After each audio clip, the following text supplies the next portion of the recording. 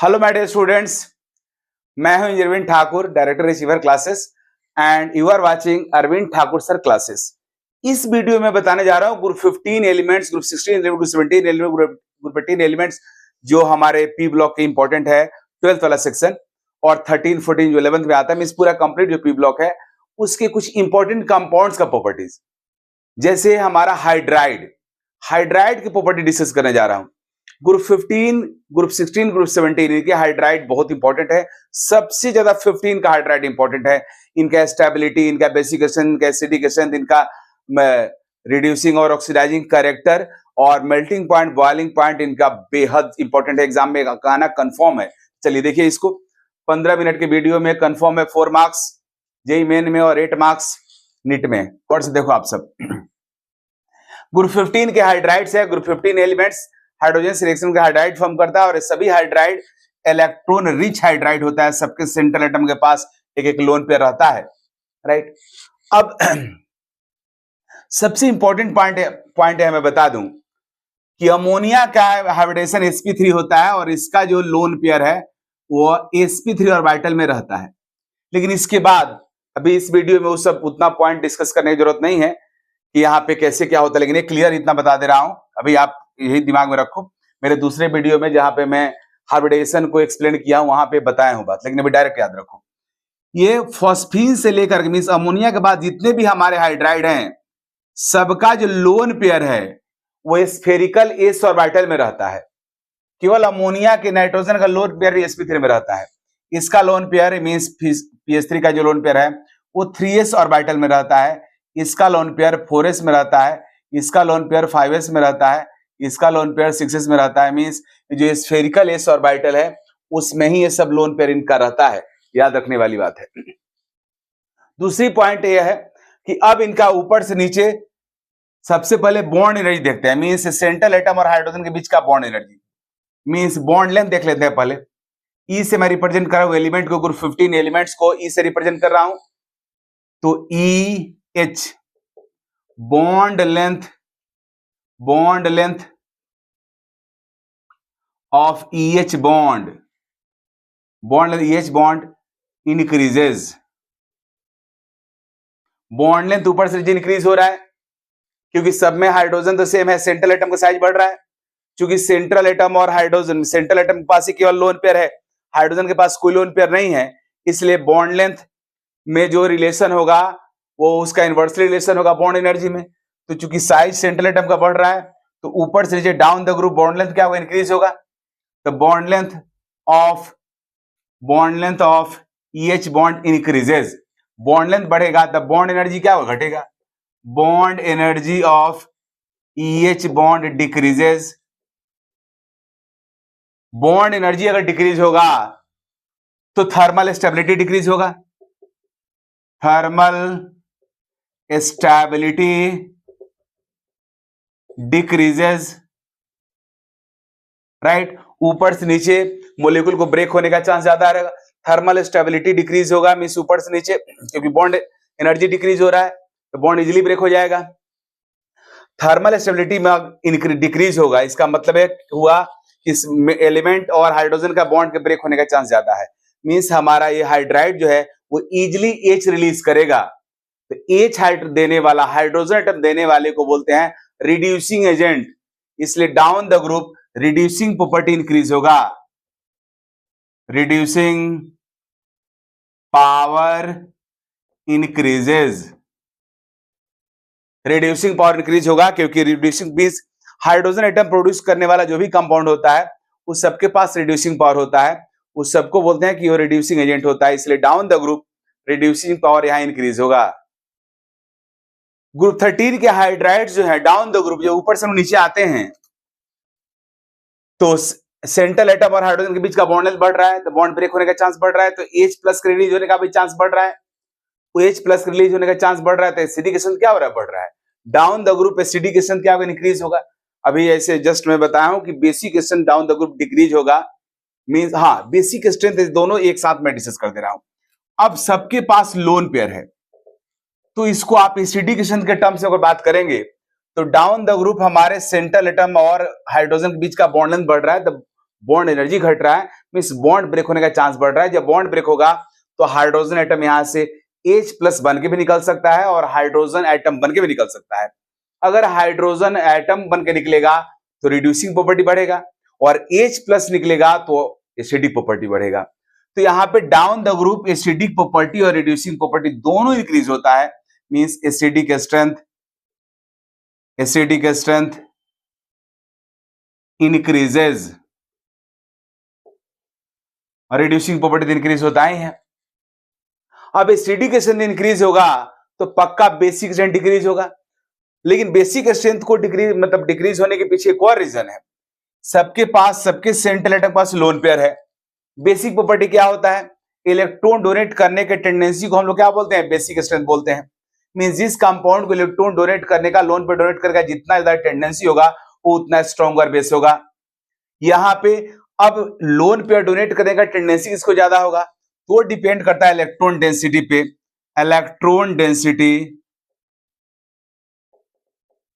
Means electron means lone pair bye size. सबके पास electron pair का number same है, एक ही है, लेकिन डाउन द ग्रुप साइज बढ़ रहा है। साइज बढ़ने से इलेक्ट्रॉन डेंसिटी घट रहा है। इलेक्ट्रॉन डेंसिटी घटने से बेसिक स्ट्रेंथ भी क्या हो रहा है? डिक्रीज हो रहा है, राइट? तो you can also understand basic strength in this way too. Acidic strength increase हो रहा है, उसके अकॉर्डिंग भी बेसिक स्ट्रेंथ डिक्रीज होगा। और एक दूसरा कॉन्सेप्ट यह है कि इलेक्ट्रॉन डेंसिटी डिक्रीज हो रहा है डाउन द ग्रुप, इसलिए बेसिक स्ट्रेंथ डिक्रीज हो रहा है। तो इसको लिखेंगे basic strength decreases.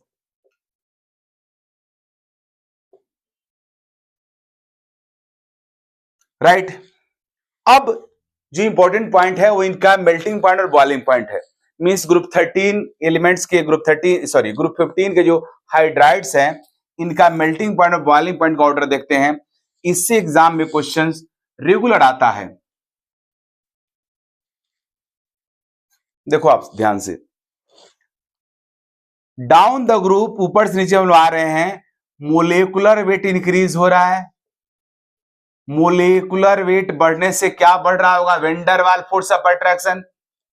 Vendor Waals force of attraction बढ़ने से क्या बढ़ना चाहिए? Vendor Waals force intermolecular force है, तो वेंडर वाल फोर्स बढ़ने से melting point and boiling point increase होना चाहिए। BP increases, right? इंक्रीज होता भी है, लेकिन एक्सेप्शनली अमोनिया का एमपी और बीपी बहुत बढ़ जाता है। एक्सेप्शनली अमोनिया का एमपी हाईएस्ट हो जाता है और बीपी बहुत बढ़ जाता है। उसके पीछे रीजन यह है कि अमोनिया, इन लोग के पास जितने भी हमारे ग्रुप 15 के हाइड्राइड्स हैं, सबके पास van der Waals force of attraction लगता है as a intermolecular force. But ammonia के पास एक्स्ट्रा एक इंटरमोलिकुलर एच बॉन्डिंग आ जाता है। इस एच बॉन्डिंग की वजह से अमोनिया का इंटरमोलिकुलर फोर्स दूसरे हाइड्राइड से बहुत ज्यादा बढ़ जाता है, क्योंकि इंटरमोलिकुलर एच बॉन्ड एक स्ट्रॉन्ग इंटरमोलिकुलर फोर्स है और इस वजह से exceptionally MP of ammonia becomes highest. सबसे ज्यादा इसका मेल्टिंग पॉइंट हो जाता है। बॉइलिंग पॉइंट भी इसका बढ़ जाता है, लेकिन बॉइलिंग पॉइंट बढ़ने के बाद भी हाईएस्ट नहीं होता, बट मेल्टिंग पॉइंट हाईएस्ट हो जाता है। इसलिए इसमें कंफ्यूजन स्टूडेंट को हो सकता है।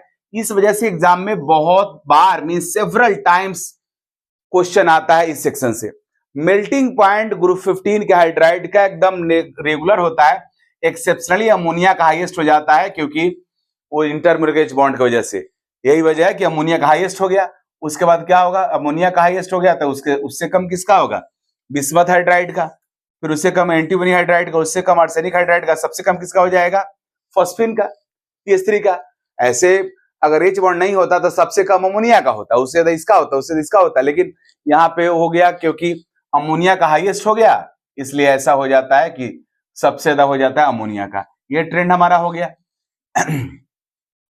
ऐसे नॉर्मली से pH3 का मेल्टिंग पॉइंट की बात करें तो pH3 का मेल्टिंग पॉइंट सबसे कम है। इससे ज्यादा किसका होगा? हमारा आर्सेनिक हाइड्राइड का। इससे ज्यादा हो गया एंटीमोनी हाइड्राइड का। उससे ज्यादा हो गया बिस्मथ हाइड्राइड का और सबसे ज्यादा हो गया अमोनिया का, राइट? ये हुआ इंटरमोलिकुलर एच बॉन्ड की वजह से। लेकिन बॉइलिंग पर इसमें कोई एक्सेप्शन, केवल है अमोनिया का हाईएस्ट हो जाता है और क्लियर है।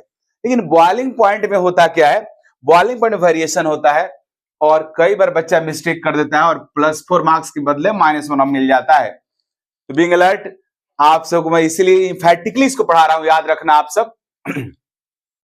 बॉइलिंग पॉइंट का जो ऑर्डर है उसमें इंटरमोलिकुलर बॉन्डिंग की वजह से अमोनिया का इंक्रीज तो होता है, बट जो ऑर्डर होता है उसमें अमोनिया से ज्यादा रहता है बिस्मथ का और एंटीमोनी हाइड्राइड का। मींस ये ऑर्डर हो जाता है, सबसे ज्यादा बॉइलिंग पॉइंट बिस्मथ हाइड्राइड का होता है, उससे कम एंटीमोनी हाइड्राइड का और उससे कम अमोनिया का होता है। अमोनिया का आर्सेनिक हाइड्राइड और फॉस्फीन से ज्यादा होता है। तो यह बीपी का जो ऑर्डर है बहुत बहुत इंपॉर्टेंट है, मींस 5 स्टार पॉइंट है, इसको आप दिमाग में रखना। ओके, नहीं तो इससे क्वेश्चन पक्का आएगा और कंफ्यूजन होकर के आप +4 की जगह -1 मार्क्स ले सकते हो। ओके, ग्रुप 16 के हाइड्राइड की बात करते हैं। यहां भी सेम सब कुछ है, ऊपर से नीचे हम लोग आ रहे हैं तो बॉन्ड लेंथ बढ़ रहा है ऑक्सीजन और हाइड्रोजन का, मतलब सेंट्रल एटम और हाइड्रोजन का। Bond length of EH bond means E for element, group 16 element, EH bond increases, bond length increase होगा तो बॉन्ड एनर्जी डिक्रीज होगा। Bond energy of EH bond decreases, bond energy decrease होगा तो stability decrease होगा, thermal stability decreases, thermal stability decreases, thermal stability decrease होगा means decompose होने का tendency ज्यादा होगा। सबसे इजीली डिकम्पोज हमारा टेल्यूरियम हाइड्राइड होगा। डिकम्पोज होकर क्या प्रोड्यूस करेगा, हाइड्रोजन प्रोड्यूस करेगा। मींस ऊपर से नीचे हाइड्रोजन एटम देने का टेंडेंसी बढ़ रहा है। हाइड्रोजन एटम देने वाला रिड्यूसिंग एजेंट होता है, क्योंकि जो हाइड्रोजन एटम जब किसी को देगा तो जो लेगा हाइड्रोजन उसका रिडक्शन हो जाएगा, तो देने वाला क्या हुआ, रिड्यूसिंग एजेंट हुआ। तो ऊपर से नीचे रिड्यूसिंग प्रॉपर्टी बढ़ रहा है, रिड्यूसिंग पावर इंक्रीजेस। यही वजह है कि टेल्यूरियम हाइड्राइड हमारा रिड्यूसिंग एजेंट होता है, सबसे स्ट्रॉन्ग रिड्यूसिंग एजेंट होता है, और वाटर का रिड्यूसिंग पावर सबसे कम होता है। वाटर को छोड़ करके जितने भी हाइड्राइड है हमारे ग्रुप 16 के, तो सब पोटेंशियली टॉक्सिक होते हैं। ये सब के टॉक्सिक नेचर रहता है इन लोग का। ये हुआ रिड्यूसिंग पावर। अब अगला प्रॉपर्टी इनका देखते हैं। ऊपर से नीचे इनका बॉन्ड लेंथ बढ़ रहा है, बॉन्ड एनर्जी घट रहा है, बॉन्ड ब्रेक होने का टेंडेंसी बढ़ रहा है, तो हाइड्रोजन एटम निकलने का चांस बढ़ रहा है, मींस रिड्यूसिंग पावर बढ़ रहा है। हाइड्रोजन एटम H+ के फॉर्म में भी निकल सकता है, क्योंकि सेंट्रल एटम जो भी है यहाँ पे सब हाइड्रोजन से मोर इलेक्ट्रोनेगेटिव है। तो ऊपर से नीचे H+ निकलने का भी चांस बढ़ रहा है, H+ निकलने का चांस बढ़ रहा है, तो एसिडिक पावर बढ़ रहा है। Acidic strength. ऐसे भी जनरल ट्रेंड होता है, हाइड्रा एसिड जितने भी होते हैं उनका down the group acidic strength increase होता है। रीजन यही है, acidic strength increases, acidic strength increase होगा तब बेसिक स्ट्रेंथ डिक्रीज होगा। Basic strength decreases. Basic strength decrease होने का एक और तरीका है जिससे एक्सप्लेन कर सकते हैं। यहां पे सबके पास लोन पेयर है, दो लोन पेयर है सबके पास। ऊपर से नीचे लोन पेयर का नंबर तो सब पे सेम है, लेकिन साइज बढ़ रहा है, साइज बढ़ रहा है सेम ग्रुप 15 जैसा। लोन पेयर डेंसिटी घट रहा है, लोन पेयर डेंसिटी घट रहा है तो इलेक्ट्रॉन डोनेट करने का टेंडेंसी डिक्रीज हो रहा है, and consequently basic strength decreases, right. अब मेल्टिंग पॉइंट बॉइलिंग पॉइंट की बात करते हैं।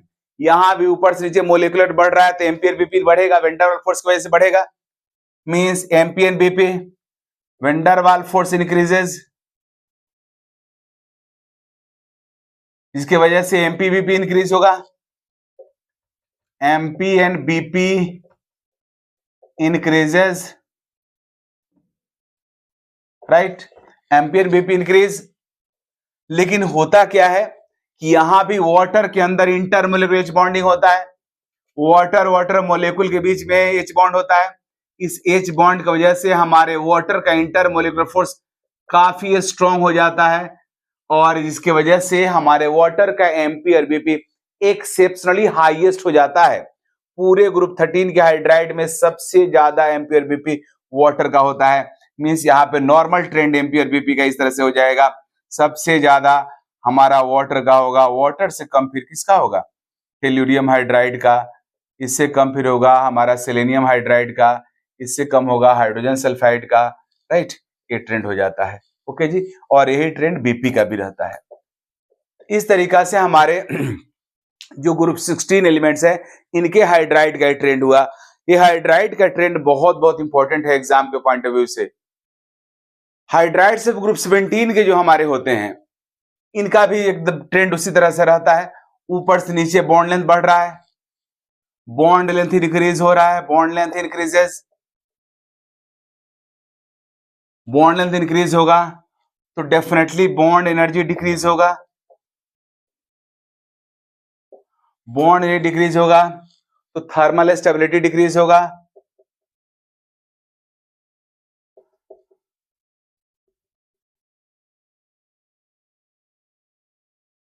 थर्मल स्टेबिलिटी का मतलब, थर्मल का मतलब टेम्परेचर, उसको हीट करने पे किस तरह से कौन पहले डिकम्पोज होगा उसकी बात हो रही है, या रूम टेम्परेचर पे कौन ज्यादा अनस्टेबल उसकी बात हो रही है। थर्मल स्टेबिलिटी डिक्रीज होगा। अब ये थर्मल स्टेबिलिटी डिक्रीज होगा, जब डिक्रीज होगा ये डिसोसिएट होगा तो क्या प्रोड्यूस करेगा, हाइड्रोजन प्रोड्यूस करेगा। हाइड्रोजन प्रोड्यूस करेगा तो ऊपर down the group reducing property क्या होगा, बढ़ेगा, रिड्यूसिंग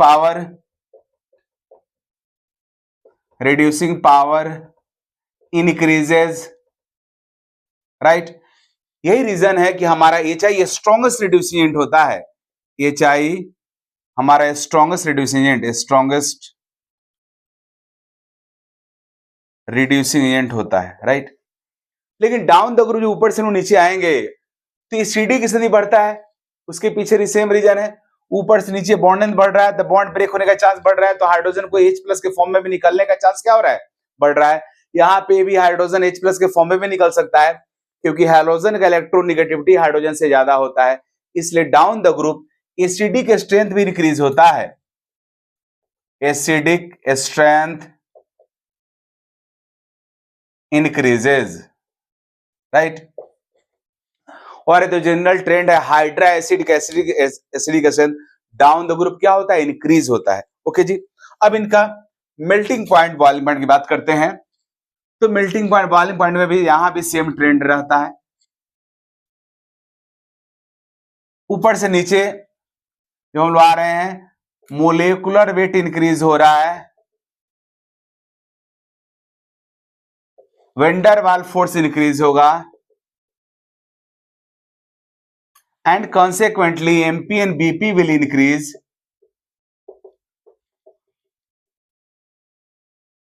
but इंटरमोलिकुलर बॉन्ड की वजह से HF में भी इंटरमोलिकुलर बॉन्ड होता है, जिसकी वजह से इनका इंटरमोलिकुलर फोर्स काफी बढ़ जाता है